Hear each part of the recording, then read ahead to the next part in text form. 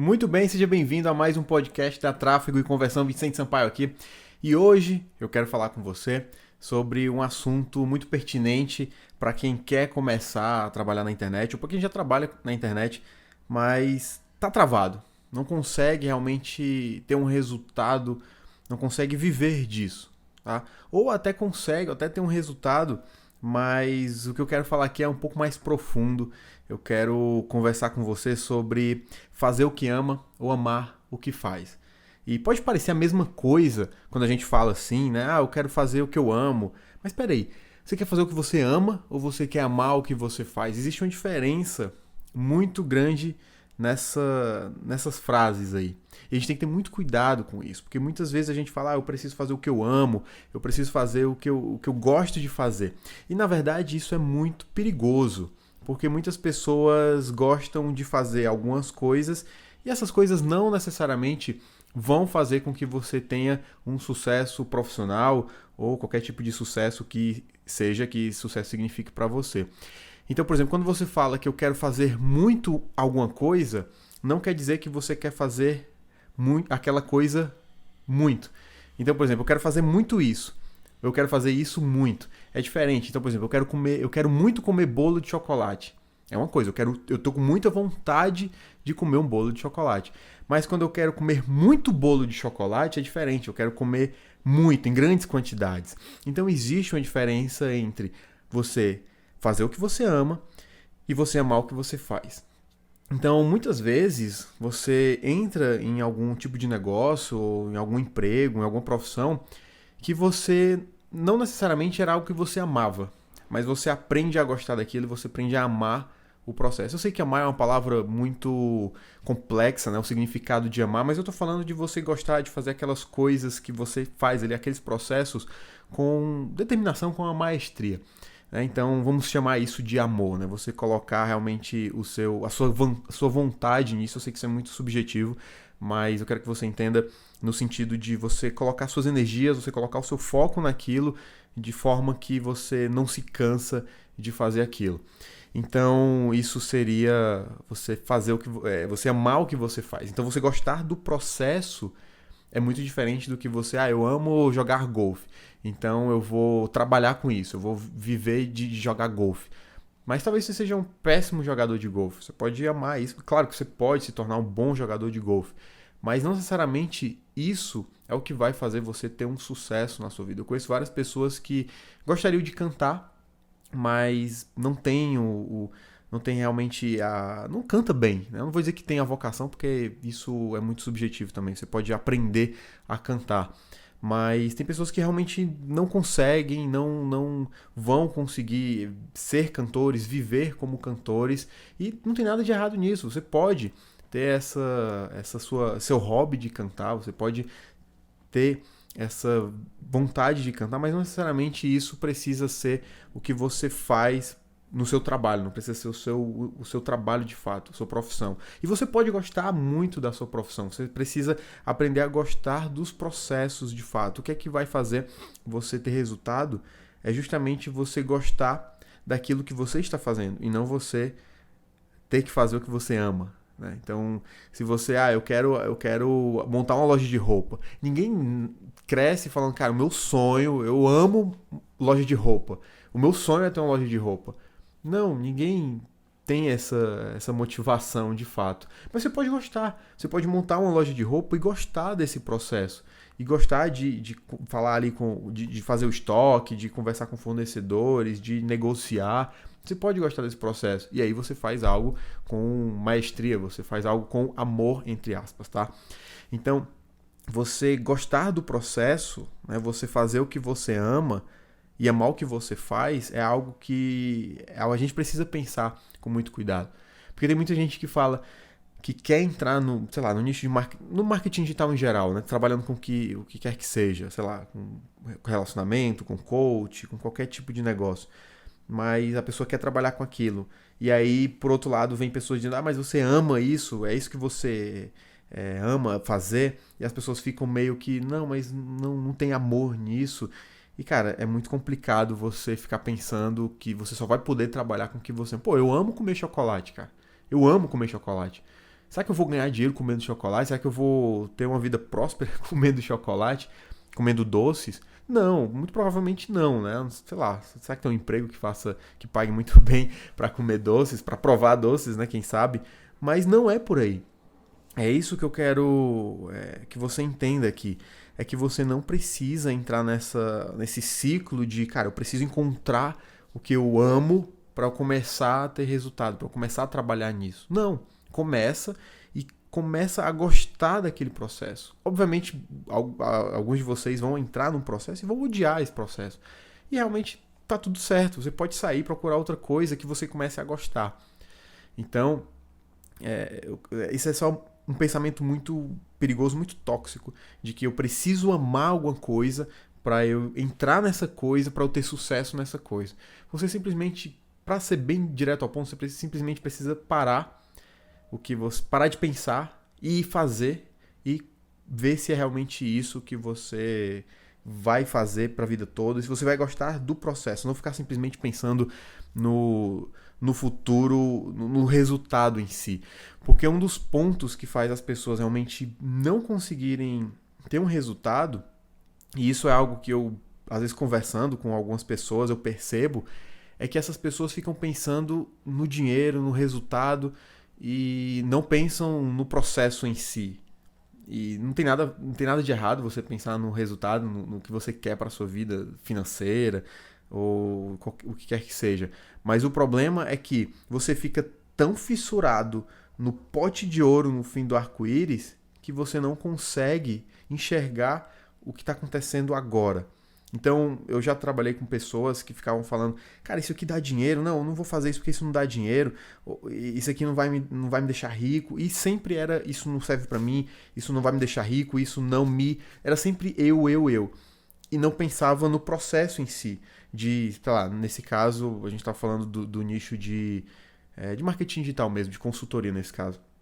E a gente precisava fazer webinar, precisava fazer carta de vendas, e essa pessoa, né, não gostava desse processo de fazer carta de vendas, odiava ter que escrever, mas ficava pensando, cara, se eu fizer essa carta de vendas eu vou ficar rico? Se eu fizer esse webinar eu vou ficar rico? E, cara, eu ficava pensando só no ficar rico. E ficar rico é muito subjetivo também. Eu, analisando as redes sociais, e a gente vai fazer um podcast só sobre redes sociais, é algo que pode ser muito bom para a sua vida, uma rede social, o seu smartphone, né? A internet é algo que pode mudar vidas para melhor, mas ao mesmo tempo é muito perigoso, é muito perigoso. As redes sociais são altamente tóxicas. E hoje eu saí totalmente das redes sociais. Eu tenho perfis, né? Porque eu respondo os alunos, enfim, eu interajo com algumas pessoas, mas eu hoje, o social media, para mim é business media. Porque se eu parar para ficar olhando redes sociais, cara, isso é um veneno pro seu cérebro. A gente vai fazer um podcast só sobre os perigos das redes sociais, e é interessante esse debate, mas as redes sociais, as pessoas entram e ficam se comparando com outras. Cara, eu já perdi horas na minha vida. Já perdi, se eu for colocar a quantidade de horas em dias, eu já perdi dias da minha vida olhando redes sociais. E você provavelmente que está escutando isso também. E aí eu até usei um aplicativo no meu smartphone para poder traquear quanto tempo eu passava nas redes sociais. E, cara, passava assim 6, 8 horas por dia. Facebook, Instagram, Twitter também. YouTube também, mas o YouTube eu meio que relevo, porque no YouTube eu também uso para aprender muita coisa, né? Acompanho muitos dos meus mentores em vídeos com o YouTube, obviamente a gente tem que ter um limite também. Mas, cara, muito tempo, assim, 6 horas, cara, do meu dia, 6 horas do dia, vendo Facebook, Instagram, vendo só os stories. E tem gente que gosta de zerar os stories, né? Quer ver os stories de todo mundo, todos os stories, aí quando você vê os stories ali de 50 pessoas, aí vem outra pessoa e posta mais coisa e você fica ali viciado nisso. E tem um fator também de que você precisa receber likes para você se sentir bem, né? Então é comprovado que quando você recebe curtidas, você recebe comentários, você libera dopamina, né? Que é uma substância que dá prazer, a mesma substância do sexo, de usar drogas, né? Então você sente prazer quando as pessoas comentam, quando as pessoas curtem suas publicações. E isso acaba viciando, né? É como um crack, é como uma droga mesmo. Você fica viciado, porque você quer mais liberação de dopamina, você quer mais hormônio, aquela substância, né? Então isso é muito perigoso. Mas um dos efeitos que eu acho mais devastadores é a comparação. E sempre vai ter gente mais com sucesso do que você. Sempre, sempre.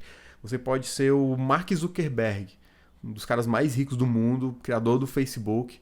E, cara, pra ele, pode ter alguém mais bem sucedido. E ele vai se sentir mal olhando. Você pode pensar que, não, o cara é bilionário, o cara não liga pra isso, o cara não tá nem aí. Lé do engano. Lé do engano. Tem um livro que muito provavelmente você já ouviu falar, que tá bombando aí, que é A Arte de Ligar o Foda-se, né? E agora eu vou ter que colocar mais 18 no meu podcast, porque eu falei o nome do livro. Mas ele fala, uma das lições do livro é que você sempre, por mais que tenha uma pessoa de sucesso, né? Ele até conta a história do cara agora eu não lembro se é do Megadeth. E ele foi expulso de uma banda, né? Ele foi tirado de uma banda porque ele não era, não achavam que ele era compatível com a banda e tudo mais. E aí ele criou uma banda meio que pra se vingar. E aí essa banda se tornou uma das maiores bandas de heavy metal do mundo, né? Fez história. E mesmo assim, quando entrevistaram ele, ele falou que não se sentia bem sucedido, ele se sentia um fracassado, porque ele não conseguiu bater a quantidade de discos vendidos da banda lá, que ele levou um pé na bunda. Então, cara, o sucesso é muito relativo. E você achar que o Silvio Santos, o Mark Zuckerberg, o Bill Gates, eles são totalmente felizes por causa do sucesso que eles têm, isso não é totalmente verdade. E voltando à comparação, você fica se comparando nas redes sociais. As redes sociais, elas têm essa identidade, né, de você olhar aquela pessoa com a vida perfeita, que a vida das redes sociais é uma vida perfeita, e você acaba se comparando e você fica, não consigo ter esse sucesso, não consigo ter esse resultado, não consigo chegar lá. E isso acaba travando você e acaba fazendo com que você sempre se compare com outras pessoas. Por mais bem sucedido que você seja, você vai lá, olha a vida daquele cara e fala, putz, a vida desse cara é melhor do que a minha. É aquela história, aquela velha frase de que a grama do vizinho é mais verde, né? Então isso é muito perigoso, esse pensamento é muito perigoso. Por isso que eu saí das redes sociais, eu desinstalei os aplicativos das redes sociais. O Facebook eu não tenho mais no smartphone. O Instagram eu tirei, passei acho que uns 5 meses sem Instagram no meu celular. Mas depois eu voltei justamente com essa pegada de business media, não, e não social media. Então eu entro para postar alguma coisa relacionada a negócio, eu entro para responder alguma pessoa que pode se tornar um cliente. Não entro mais para ver a vida das pessoas, até mesmo porque isso não me interessa. Apesar de que muita gente se interessa pela vida das outras pessoas, mas isso é muito, muito complicado. Aquilo que você vê nas redes sociais não é de fato a vida da pessoa, não é aquele mar de rosas, pode ter certeza. Tá? Por mais bem sucedido que aquela pessoa possa parecer, muito provavelmente não é aquilo na vida real. Ela tem problemas, mas ela não posta os problemas. Ela tem suas dificuldades, mas ela não coloca nas redes sociais suas dificuldades. Assim como eu vejo pessoas que postavam nas redes sociais em festas maravilhosas, conheci pessoas assim, que postavam só festas que elas conseguiam entrar, né? Pessoas que não eram ricas, mas estavam em festas de ricas porque conseguiam algum contato, enfim. E não tem nenhum problema nisso, mas essas pessoas, elas comiam comidas simples, né? Tipo, ia ali pra barraquinha do pastel e comiam, e nunca postavam isso nas redes sociais. E se postassem isso nas redes sociais, seriam ridicularizadas, né? E eu não vejo nenhum problema em você comer pastel. Eu como pastel na feira, não tenho problema nenhum com isso. Com caldo de cana, eu adoro pastel com caldo de cana, adoro coxinha da padoca. E não tenho vergonha nenhuma em falar nisso. Tem pessoas que acabam não mostrando esse lado porque vai diminuir o status dela nas redes sociais. Então conheci muitas pessoas que iam para festas de rico, né, consideradas festas de rico, e postavam nas redes sociais altos status, né? E quando ia comer um pastel ali na esquina de casa, com um caldo de cana, com um suco, não postavam nas redes sociais de forma alguma. Na verdade, até se escondiam, né, pra ninguém ver. E as pessoas que assistem isso, né, veem a vida daquela pessoa, ficam pensando que o cara só tá em festa maravilhosa, essa menina só participa de festas da High Society, ela só deve comer caviar, ela só deve comer, né, comidas consideradas comidas de rico, comidas caras, e na realidade não. Na realidade, essas pessoas têm seus problemas, têm seus pontos fracos, mas não postam nas redes sociais.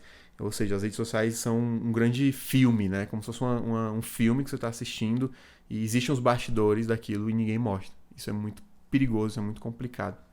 Tá? E existe uma lei, entre aspas, né?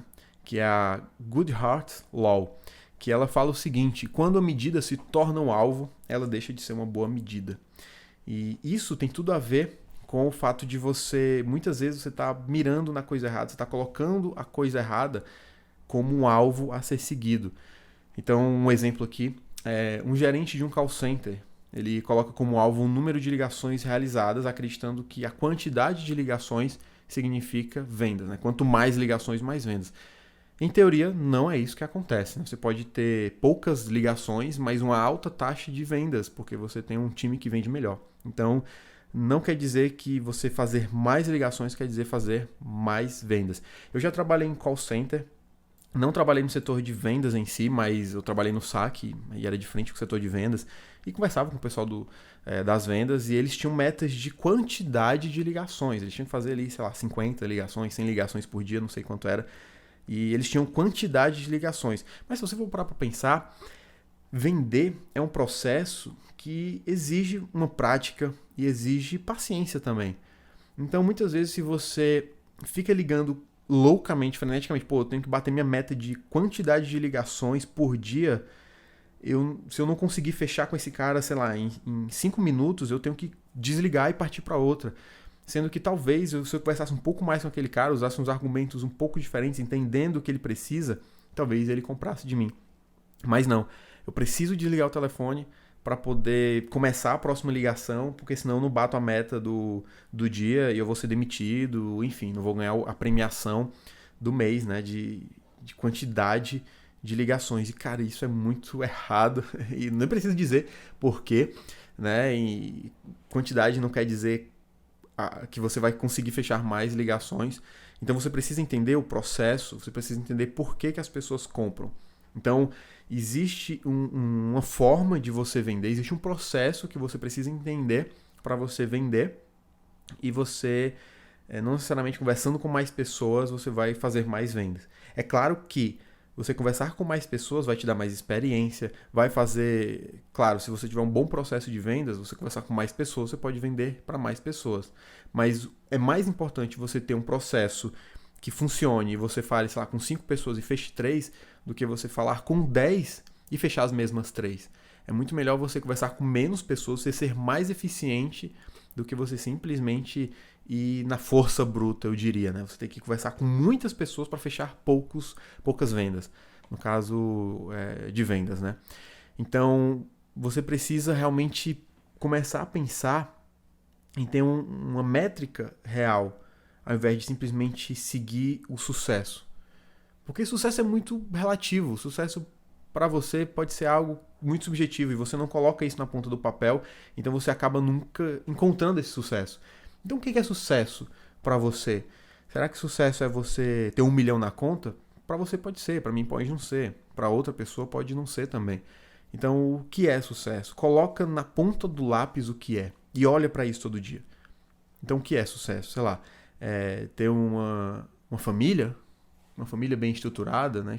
E o que é uma família bem estruturada? Você precisa definir isso. Então muitas pessoas ficam procurando o pote de ouro no final do arco-íris e não conseguem encontrar. Porque não existe esse pote de ouro, porque não existe uma definição do que a pessoa quer. Então, eu quero sucesso. Mas o que é sucesso para você? É ganhar muito dinheiro? Beleza. O que é ganhar muito dinheiro? Pode ser isso. Pode ser dinheiro, mas né, para a maioria das pessoas é. E não tem nada de errado com isso. Mas quanto de dinheiro você acha que é necessário para você se considerar uma pessoa de sucesso?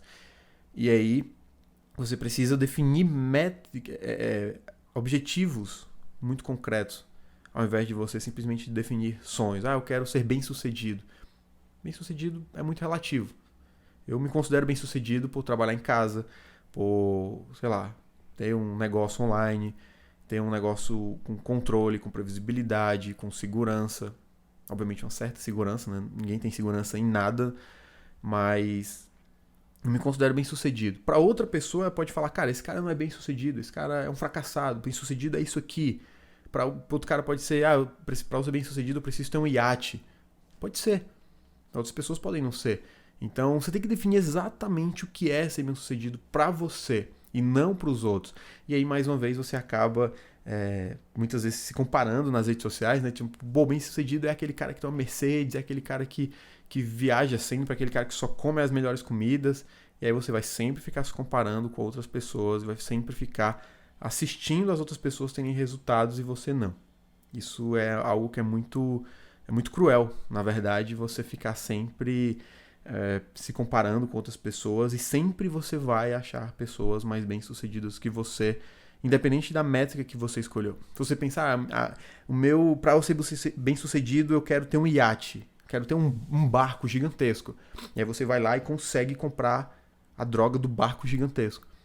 Mas aí você vai lá nas redes sociais e você vê que tem um cara que tem 2 barcos desse, e um avião, e um helicóptero. E aí? Você já não é mais bem-sucedido. Bem-sucedido é ele. E aí você fica nessa comparação frenética, você não vive a vida, você não segue essa vida. E eu tô falando isso, não é simplesmente um papo de motivação. Como eu já falei no outro episódio, meu objetivo não é esse. Meu objetivo é simplesmente fazer você pensar, assim como eu tô pensando aqui também, e refletir, cara, será que é isso mesmo que eu... Por que eu não tô conseguindo sair do lugar? Por que eu não tô conseguindo ter esse resultado? Por que eu não estou conseguindo destravar? Então, uma das coisas que eu fiz foi sair das redes sociais, parar de usar as redes sociais como as pessoas medianas usam.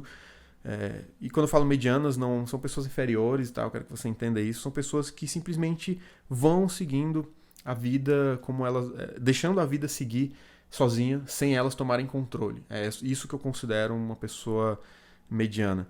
E as pessoas, digamos que... As pessoas que começaram a despertar para falar, cara, não, eu preciso tomar controle da minha vida e não ficar olhando redes sociais, ficar pensando, cara, um dia eu vou ser bem-sucedido, um dia vai acontecer isso, um dia vai ser o dia perfeito que eu vou conseguir ter esse resultado. Isso não existe.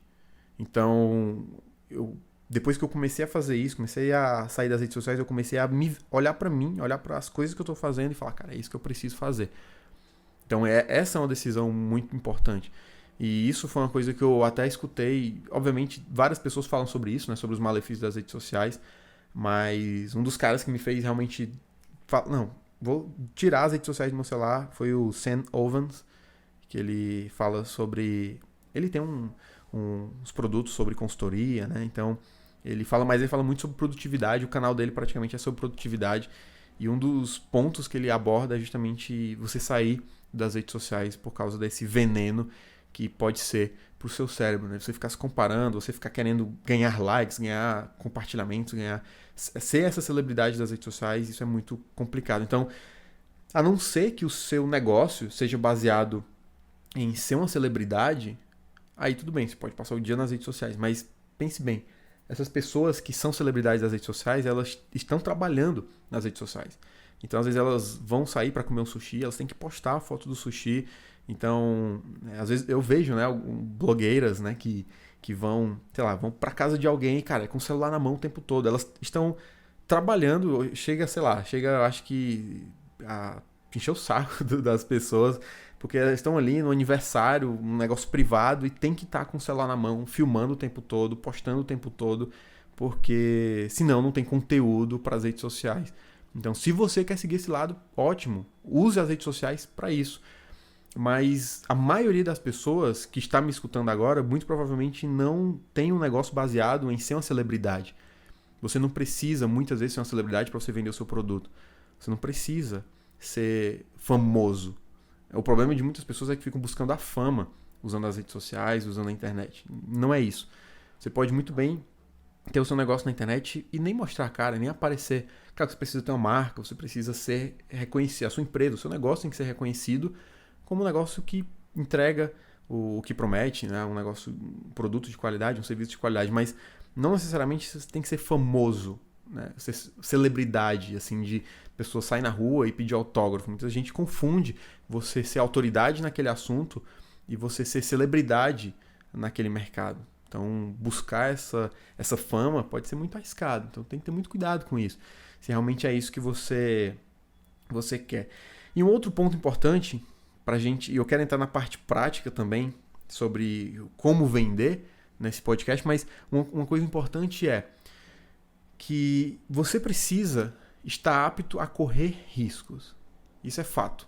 Você não vai conseguir ter qualquer tipo de negócio, tá? Não estou falando de negócio na internet. E na internet ainda tem menos riscos do que um negócio físico, por exemplo. Se você está me escutando e você tem uma loja que vende, né, uma loja física, ou até uma loja virtual, mas que tem um estoque físico, né, que tem produtos ali, que se você não vender, você vai ficar realmente no prejuízo, com dívidas, você precisa ter riscos, né?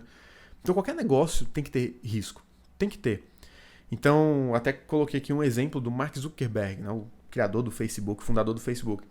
Ele comprou um Instagram por $1 bilhão, né, $1 bilhão e alguma coisa.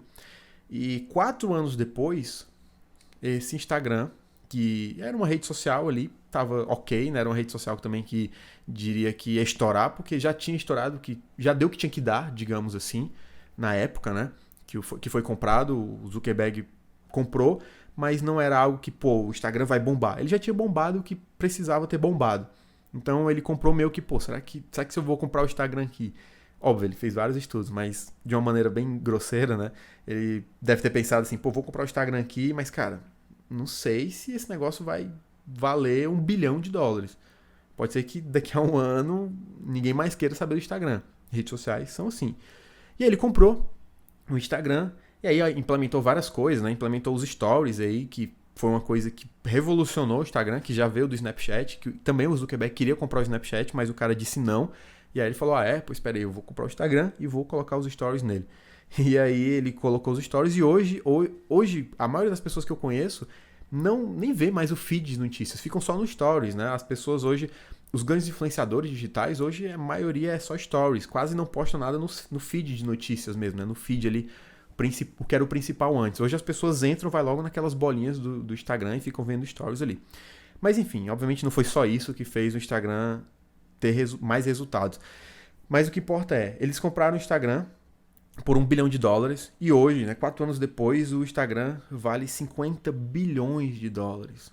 50 bilhões, cara. Olha isso, o cara comprou por $1 bilhão e hoje valem 50 bilhões. Mas o Zuckerberg também comprou o WhatsApp, né, ou como muitas pessoas falam, Zap.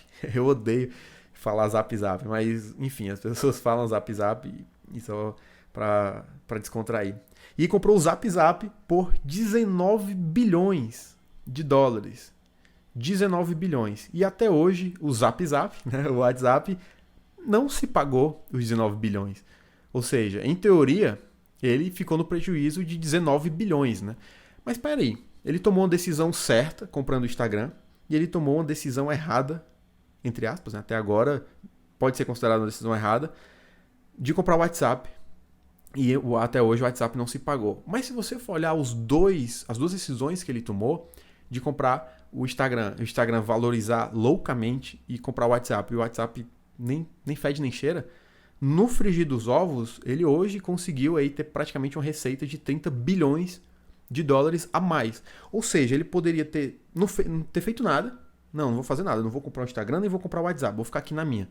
Naquela zona onde você não faz nada, né?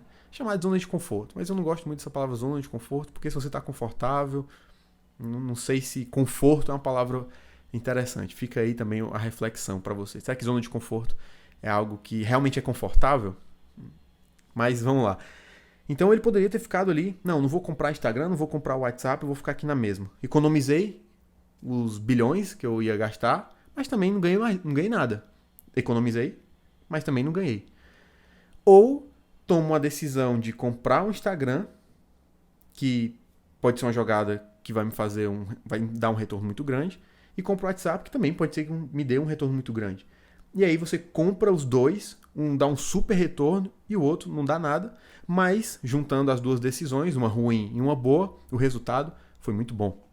Então, as pessoas, de modo geral, e todo mundo, eu estou me incluindo nisso também, eu, você, precisamos tomar decisões.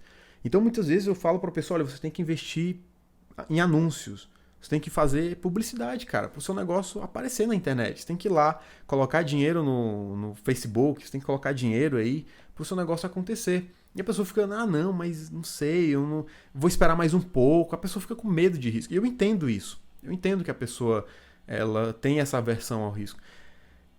E às vezes a pessoa fica pensando assim, mas eu vou ter 100% de certeza de eu ter resultado fazendo esse investimento, investindo em tráfego, investindo em qualquer coisa que seja. E eu falo, cara, não sei. Não sei. Pô, se eu soubesse, eu seria o ganhador da Mega Sena, né? Se eu conseguisse prever o futuro, mas ninguém sabe. Nem o maior, sei lá, consultor aí do mundo, que você considera o melhor consultor do mundo, o maior consultor do mundo, vai te dar essa resposta. É impossível. É impossível você saber se o seu negócio vai dar resultado. Mas uma coisa é certa. Você só vai saber se vai dar resultado se você colocar em ação. Se você for lá, investir o dinheiro em anúncio e você ver, cara, não deu resultado. Pronto, você tem uma resposta. Agora você já sabe o que fazer. Não é a forma que você fez agora. Pelo menos você tem algo para você consertar. Então muitas pessoas ficam, não, cara, eu não quero investir agora, eu tenho medo de investir agora e ficam levando, não, eu vou só fazer um conteúdozinho aqui no meu blog e vou esperar ver o que acontece. Cara, não vai acontecer nada. Sem investimento não vai acontecer nada. E aí muita gente fala, mas eu posso trabalhar com tráfego orgânico, né? Eu não vou gastar dinheiro com anúncio, eu posso trabalhar só escrevendo, eu posso trabalhar só fazendo vídeos, sem precisar investir em anúncios, né? Investir em publicidade. Mas de qualquer forma, você está investindo, né? Você está investindo seu tempo. E se você hoje trabalha no emprego, você sabe que tempo é dinheiro. Você está vendendo o seu tempo para esse emprego.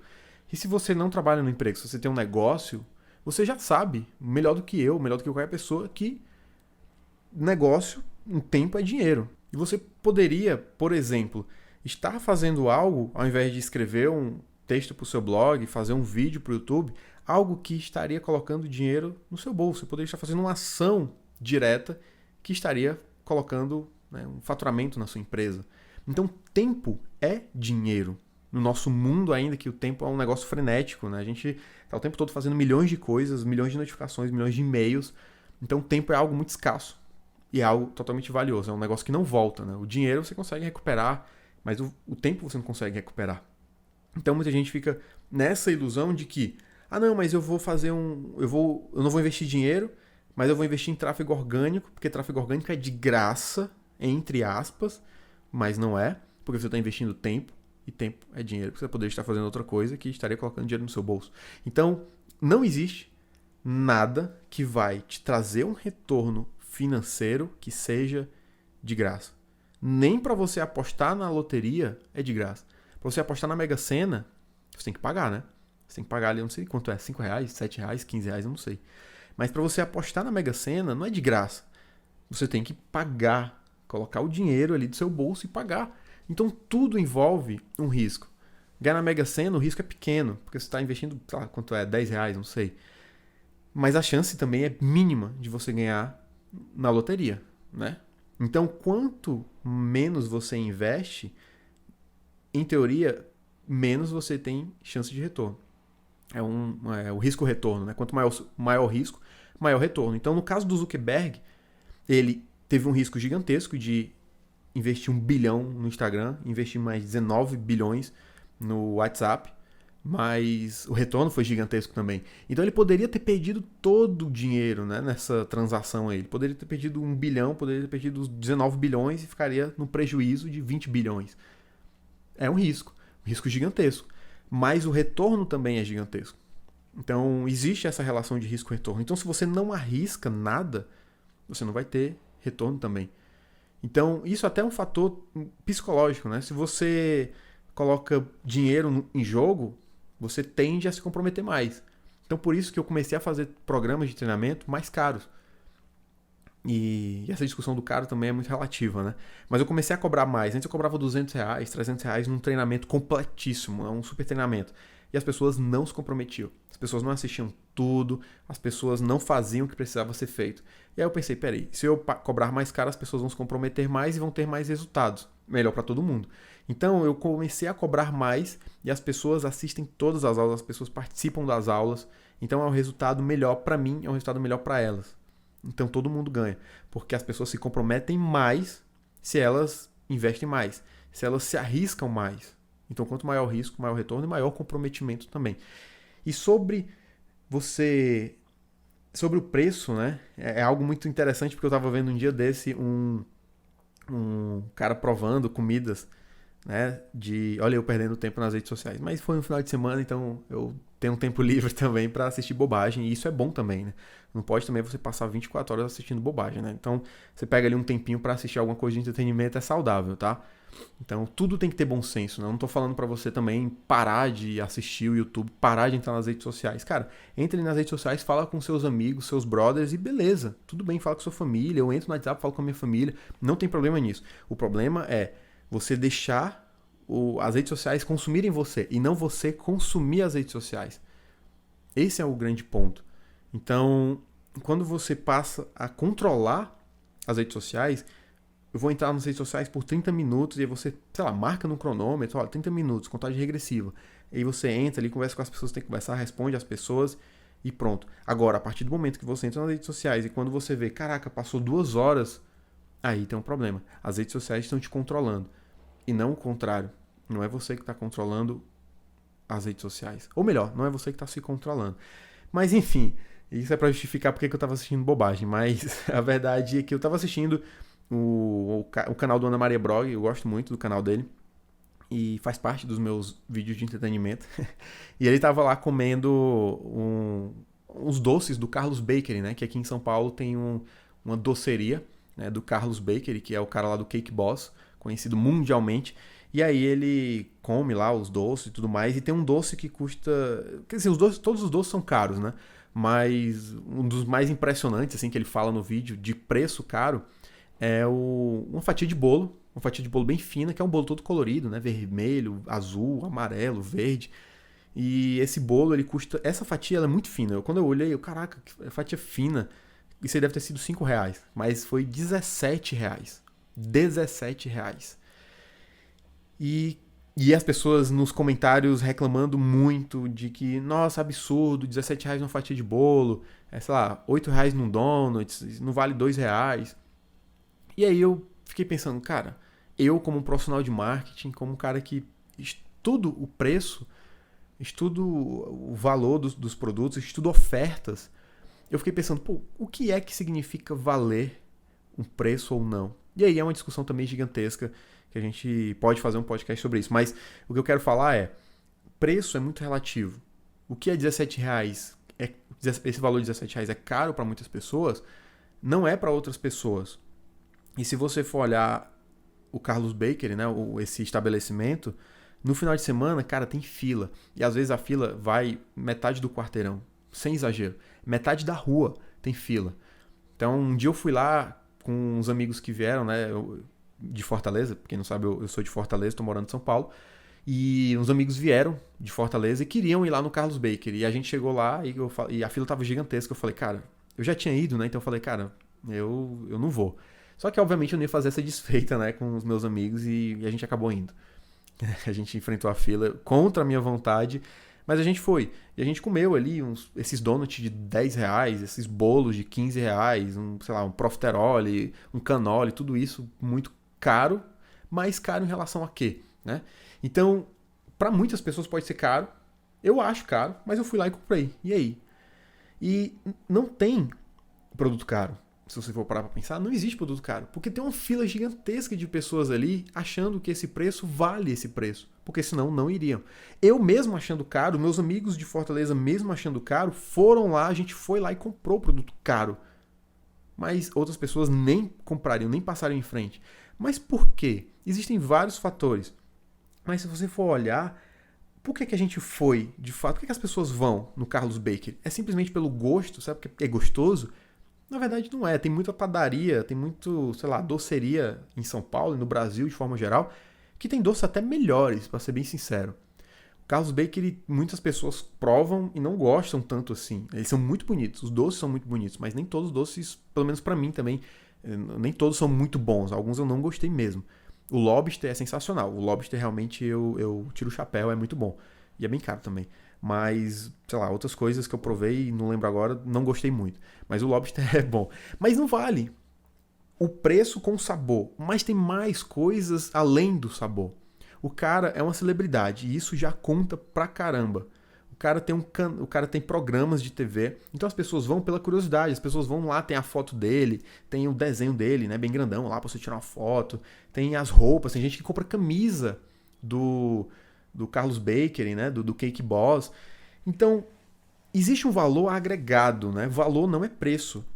Então, quando as pessoas enxergam um valor, um status, muitas vezes muita gente vai lá, tira foto e posta nas redes sociais. Mais uma vez a gente entrando aí nas redes sociais. As pessoas vão lá, tiram a foto, eu tô aqui no Carlos Bakery, porque isso também é status. Você está ali no Carlos Bakery, um cara que é atração internacional, pô, isso as pessoas ficam, caraca, eu quero ir, eu quero ver.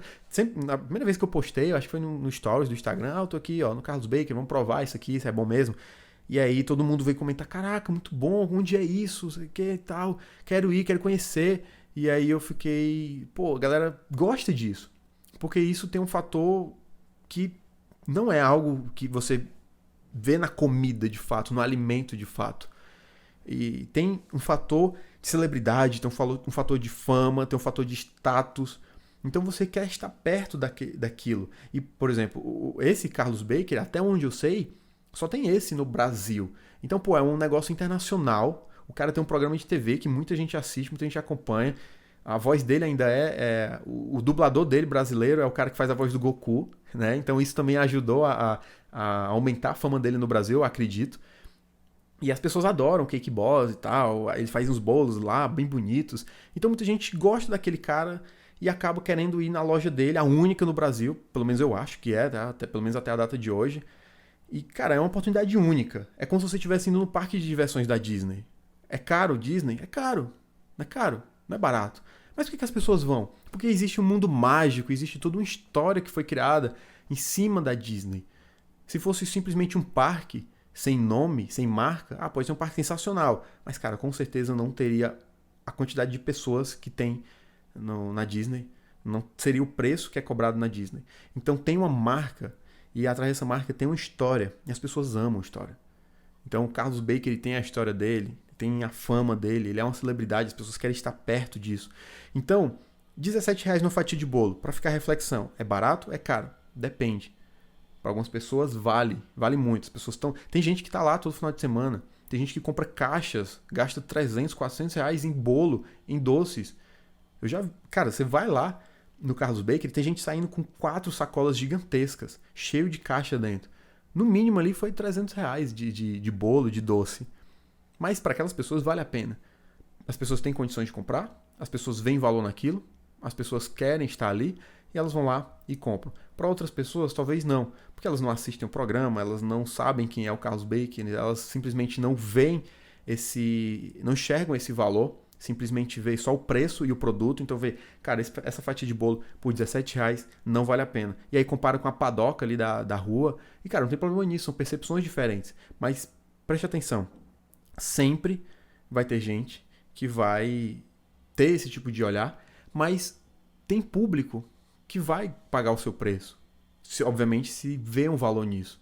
Então, por que as pessoas pagam, sei lá, R$5.000 numa consultoria para uma pessoa e não pagam nem 1.000 para outra pessoa? Porque vem valor em uma e não vem valor em outra. Então, preço não é simplesmente o produto em si. O produto pouco importa. É como esse caso do Carlos Baker. Ele tem um donut, tem donut de R$3, sei lá, R$5. E por que as pessoas pagam 10, 15 nesse donut específico? Porque tem toda uma história, tem um valor agregado. Por mais que você que esteja escutando não concorde que pagar R$17 em um pedaço de bolo, numa fatia de bolo, é razoável, tem milhares de pessoas que pagariam e pagam R$17 numa fatia de bolo fininha do Carlos Baker. Inclusive, eu paguei, não no bolo, não provei o bolo, mas provei outros doces lá. Alguns são bons, como eu falei, na minha opinião. mas outros não são essas coisas todas, e a gente vai simplesmente pelo fato do cara ser famoso, ter essa história, ter todo esse background, né? Esses bastidores aí que as pessoas acompanham, ele fazendo bolos e tudo mais. Então ele é um famoso e a gente acaba comprando isso também. Então isso conta bastante. E, só para encerrar, eu quero que você entenda que não existe produto que se vende sozinho, certo? Se essa padaria não tivesse o nome do Carlos Bakery, poderia ter os melhores doces do mundo, mas se não tivesse nenhuma divulgação, não tivesse o nome dele, provavelmente não faria sucesso. Mas tem uma divulgação, tem uma marca que chama as pessoas, então não é o produto que se vende sozinho. E isso muitas pessoas acreditam nisso, né? Falam, eu vou divulgar esse produto aqui na internet porque esse produto se vende só. Ou, sei lá, já vi várias pessoas com esse argumento de que, cara, esse produto é tão bom que se vende sozinho. O iPhone é tão bom que se vende sozinho. Não se vende sozinho. Se você for olhar a história da Apple, cara, os caras ralaram para conseguir fazer que hoje os iPhones, entre aspas, de novo, se vendam sozinhos. Mas não se vendem sozinhos. Eles têm que estar sempre se renovando, por mais que algumas pessoas possam achar que as inovações da Apple não são lá inovações, mas enfim, para o público deles, eles estão sempre inovando. E hoje, com a concorrência cada vez maior, com celulares e smartphones cada vez melhores, mais sei lá, cheios de funções e com preços competitivos, a Apple tem que se desdobrar cada vez mais. Ou focar na marca, ou focar em diferenciais que não necessariamente o produto em si. Então a Apple, ela vende um status de você ter um Apple, né, e também uma qualidade e tudo mais, mas outros produtos também têm uma excelente qualidade e não tem esse apelo de marca como a Apple tem. Então, não existe produto que vende sozinho. Se a Apple não fizesse essas propagandas como o próprio Steve Jobs, né, que falando que você vai ter um celular que na verdade é um Walkman, na verdade é um computador no seu bolso, cara, se ele tivesse só falado, olha, a gente tem aqui um celular que ele liga e vai mandar umas fotos, ele vai tirar umas fotos, talvez não tivesse esse sucesso. Mas ele fez toda uma publicidade, né, toda uma propaganda, um marketing em cima do produto que revolucionou de fato o mercado dos smartphones. Foi o primeiro grande smartphone a bombar. Então, ele não se vendeu sozinho. O iPhone não se vende sozinho, a Apple não se vende sozinha. Então, muita gente acha que produtos se vendem sozinhos, mas existe todo um trabalho por trás para conseguir fazer com que aparentemente esses produtos sejam fáceis de vender, né? Então, muita gente fala que Honda, né, Honda Civic, Corolla são carros muito fáceis de vender. Então eles se vendem sozinhos, você anuncia ali na OLX, eles se vendem sozinhos, mas na verdade não. Na verdade, por que eles são fáceis de vender? Porque a Toyota, a Honda fizeram um excelente trabalho de qualidade, de atendimento nas suas fábricas, né, nas concessionárias, e tudo isso culminou para que hoje eles têm um mercado muito bom de compra e venda. Mas não foi sozinho, não foi simplesmente jogar o carro lá no mercado e as coisas iriam acontecer sozinhas. Então, existem muitas coisas por trás que a gente acaba não enxergando e tem essa visão simplista de que as coisas se vendem sozinhas. Se o meu produto for bom, ele se vende sozinho. Cara, não existe isso.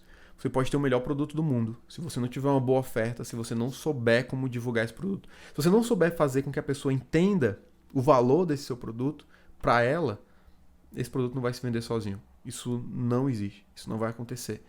Então, a única coisa que você precisa fazer é que a pessoa enxergue que o seu produto ou o seu serviço vai ajudar ela a resolver o problema dela, a fazer com que ela consiga ter o resultado que ela quer.